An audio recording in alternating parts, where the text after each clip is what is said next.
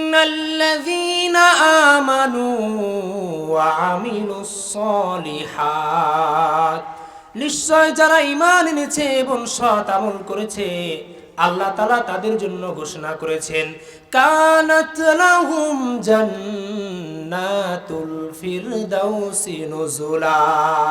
যারা ঈমান আনার পরে সৎ আমল করেছে আল্লাহ তাআলা তাদের জন্য ঘোষণা দিয়েছেন তাদের আপ্যায়নের জন্য, তাদের মেহমানদারির জন্য জান্নাতুল ফিরদাউস আল্লাহ তাআলা প্রস্তুত করে রেখেছেন।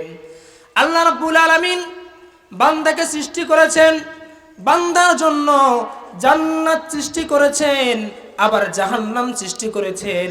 এই জান্নাত জাহান্নামে আল্লাহ তাআলা তার বান্দা এবং জিন জাতিকে প্রবেশ করাবেন। জাহান্নাম আল্লাহ তাআলা পূর্ণ করবেন মানুষ দিয়ে, জিন দিয়ে আর পাথর দিয়ে। আল্লাহ তাআলা যতগুলো জান্নাত সৃষ্টি করেছেন এই জান্নাতগুলোর মধ্যে জান্নাতের স্তরের মধ্যে সর্বোত্তম স্তর হলো জান্নাতুল ফিরদাউস। আল্লাহর নবী মুহাম্মদুর রাসূলুল্লাহ সাল্লাল্লাহু আলাইহি ওয়াসাল্লাম বলেন, আমার উম্মতেরা তোমরা যখন আল্লাহ রাব্বুল আলামিনের কাছে জান্নাত চাইবে তোমরা জান্নাতুল ফিরদাউস চাইবে।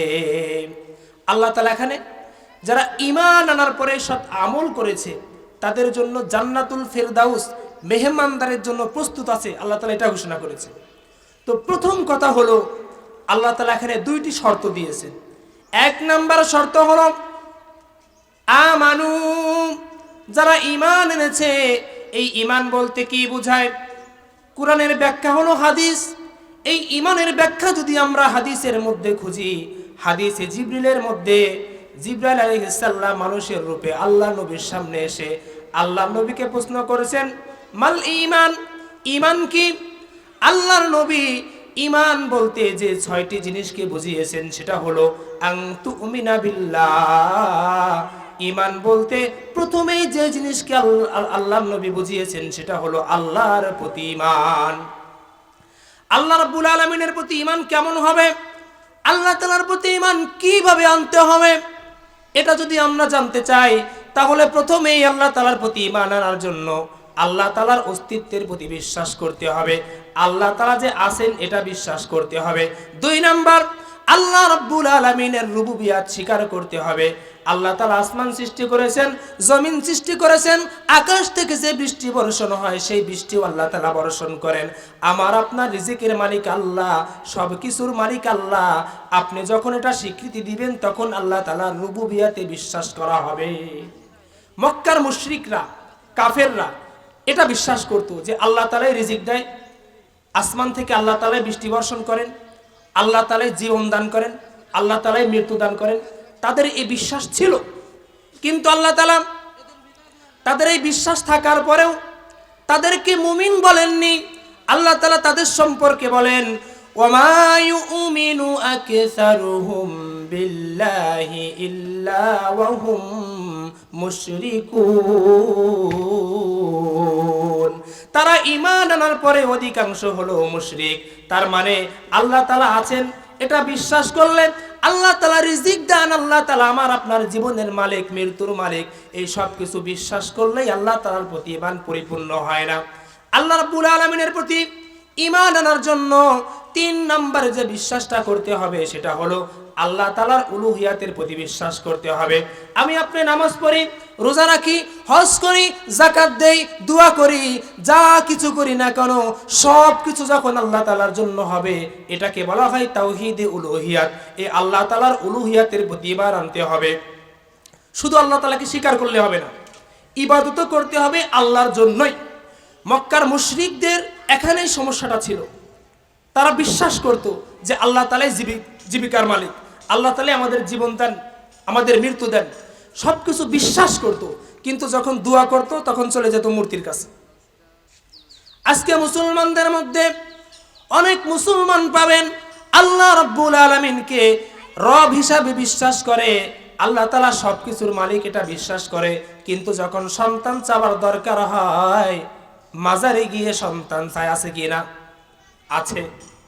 আবার যখন কোনো কিছু চাওয়ার দরকার হয় কোনো বিশেষ ব্যক্তির কাছে গিয়ে চায়। এই চাওয়াটা আল্লাহ তাআলা ছাড়া কারো কাছে চাওয়া যাবে না। প্রত্যেক প্রত্যেকটা চাওয়াই হলো ইবাদত। আজকে আপনারা একটা বিষয় বুঝে রাখেন, প্রত্যেকটা চাওয়াই হলো ইবাদত। আমরা অনেক সময় ইসলামে গানের মধ্যে বলে থাকি, হে রাসূল আপনি আমাকে দিদার দেন, শিরকি কথা।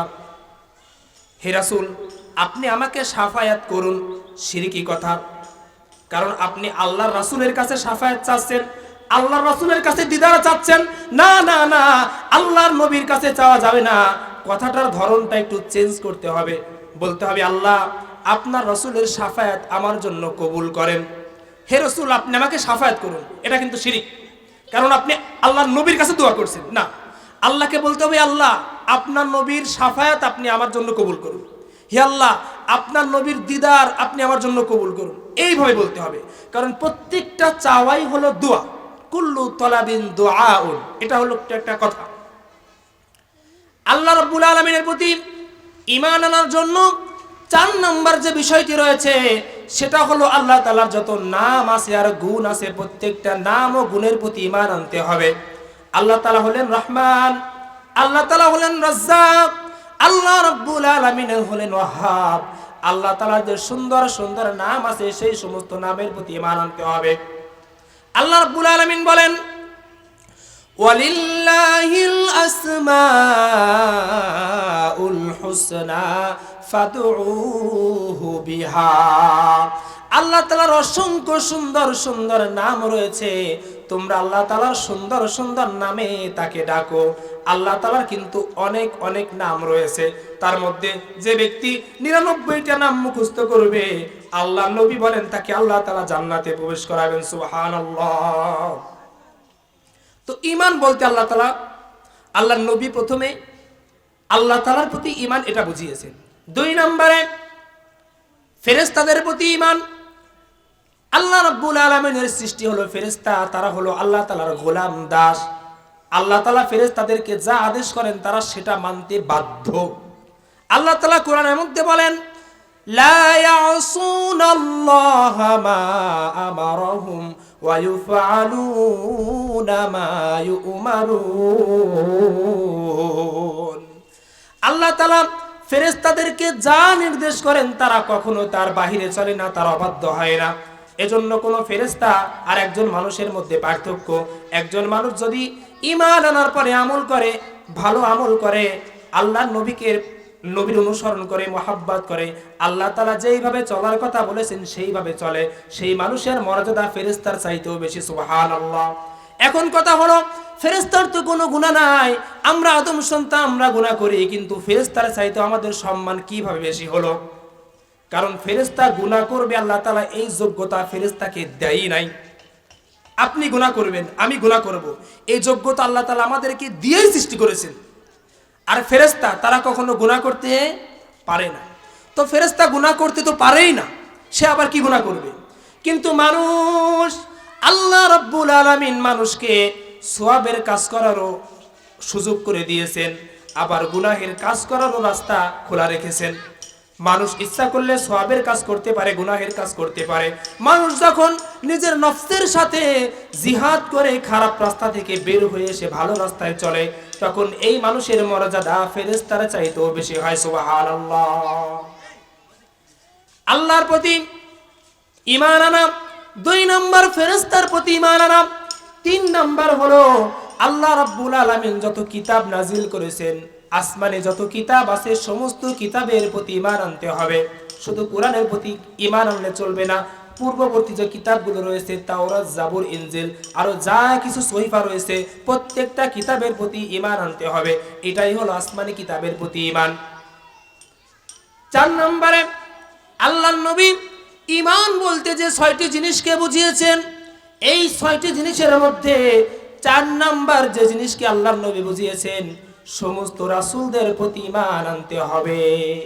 সমস্ত রাসূলদের প্রতি ঈমান আনতে হবে। হযরত আদম আলাইহিস সালাম থেকে শুরু করে, হযরত নূহ আলাইহিস সালাম থেকে শুরু করে আমার নবী মুহাম্মদুর রাসূলুল্লাহ সাল্লাল্লাহু আলাইহি ওয়াসাল্লাম পর্যন্ত ঈমান আনতে হবে। এটাই হলো রাসূলদের প্রতি ঈমান। রাসূলদের প্রতি ঈমান বলতে বোঝায় আমাদের নবী শ্রেষ্ঠ, এটা বিশ্বাস করা। কোন মানুষ যদি বলে আমি রাসূলদের প্রতি ঈমান এনেছি কিন্তু আমাদের নবীকে শেষ নবী মানি না, সে ব্যক্তি কিন্তু রাসূলের প্রতি ঈমান আনে নাই। কোন মানুষ যদি মনে করে আমি রাসূলদের প্রতি ঈমান এনেছি, আমি আমার নবীর প্রতি ঈমান এনেছি, তার ব্যক্তিগত জীবন, পারিবারিক জীবন, নামাজ, রোজা, হজ, যাকাত সবকিছুই করে, কিন্তু রাসূলের দেখানো যে রাজনৈতিক দর্শন আছে সেই রাজনীতি সে স্বীকার করে না, সে কিন্তু রাসূলের প্রতি ঈমান আনে নাই, কারণ সে কিন্তু কখনো মুমিন হতে পারবে না। আল্লাহ রাসূলের প্রতি ঈমান বলতে বোঝায় আল্লাহর নবী আমাদেরকে যা দিয়েছেন তাই গ্রহণ করতে হবে, আর তিনি আমাদেরকে যা নিষেধ করেছেন সেটা থেকে বেঁচে থাকতে হবে। চাক সেটা মাথায় ধরুক বা না ধরুক, সবকিছু আপনার মাথায় ধরবে না। মুমিনের মূলনীতি হলো সামিআনা ওয়া আতা'না, আমরা শুনবো বাস মেনে নেব। কোনটা মাথায় ধরলো আর কোনটা ধরলো না সেটা আমাদের ভাববার বিষয় না। ঈমান বলতে আল্লাহর নবী 5 নাম্বার যে জিনিসকে বুঝিয়েছেন সেটা হলো আখিরাতের প্রতি ঈমান। আখিরাতের প্রতি ঈমান বলতে বোঝায় মানুষের মৃত্যুর থেকে শুরু করে জান্নাত অথবা জাহান্নাম যাওয়া পর্যন্ত এই যে মধ্যবর্তী যা কিছু ঘটবে, আল্লাহর নবী উম্মতের জন্য সুপারিশ করবেন, আল্লাহর নবী উম্মতকে হাউজে কাউসার পান করাবেন, আল্লাহ রাব্বুল আলামিন ফুলসিরাত তৈরি করবেন, ফুলসিরাতের উপর দিয়ে মানুষকে যেতে হবে। যা কিছু হবে মৃত্যুর পর থেকে জান্নাত জাহান্নাম যাওয়া পর্যন্ত প্রত্যেকটা জিনিসের প্রতি ঈমান আনা হলো আখিরাতের প্রতি ঈমান। আখিরাতের প্রতি ঈমান মক্কার মুশরিকরা আনতো না, তারা বিশ্বাসই করতো না যে মৃত্যুর পরে আমরা কিভাবে জীবিত হব। আল্লাহর নবী ঈমান বলতে যেই 6টি জিনিসকে বুঝিয়েছেন তার মধ্যে 6 নম্বর যে জিনিস সেটা হলো তাকদীরের প্রতি ঈমান। তাকদীরের ভালো মন্দের প্রতি ঈমান আমাদেরকে আনতে হবে। আমরা কিন্তু অনেকে বলি তাকদীরের প্রতি ঈমান এনেছি, কিন্তু আদৌ কিন্তু ঈমান আনা হয় না। কোন মানুষ যদি তাকদীরের প্রতি ঈমান আনে সে কখনো আত্মহত্যা করতে পারে না, কারণ সে জানে আমার ভাগ্যটা ছিল। কোন মানুষ যদি তাকদীরের প্রতি ঈমান আনে পরীক্ষায় ফেল করার পরে সে কখনো আত্মহত্যা করতে পারে না, সে কখনো তাকে বেশি ডিপ্রেশন তাকে কখনো ধরতে পারে না। এজন্য তাকদীরের প্রতি ঈমান হলো আল্লাহ তাআলা আমার ভাগ্যে যা লিখে রেখেছেন তা আগে পরে হোক হবেই, মাস্ট বি, কিন্তু আমার আপনার চেষ্টা কাজ করতে হবে। এখন কোনো ব্যক্তি যদি মনে করে আল্লাহ তাআলা রিজিকের মালিক, আমি এখানে বসে থাকবো, আল্লাহ তাআলা কি আসমান থেকে সরাসরি খাবার নাজিল করবেন? নিজেরও চেষ্টা করতে হবে। আল্লাহ তাআলা কোরআনের মধ্যে বলেন ইন্নাল্লাহা লা ইউগাইয়িরু মা বিকাওমিন হাত্তা ইউগাইয়িরু মা বিআনফুসিহিম। আল্লাহ তাআলা সেই সম্প্রদায়ের ভাগ্য ততক্ষণ পর্যন্ত পরিবর্তন করেন না যতক্ষণ পর্যন্ত সেই কওমের লোকেরা নিজেদের ভাগ্য নিজেরা পরিবর্তন না করে।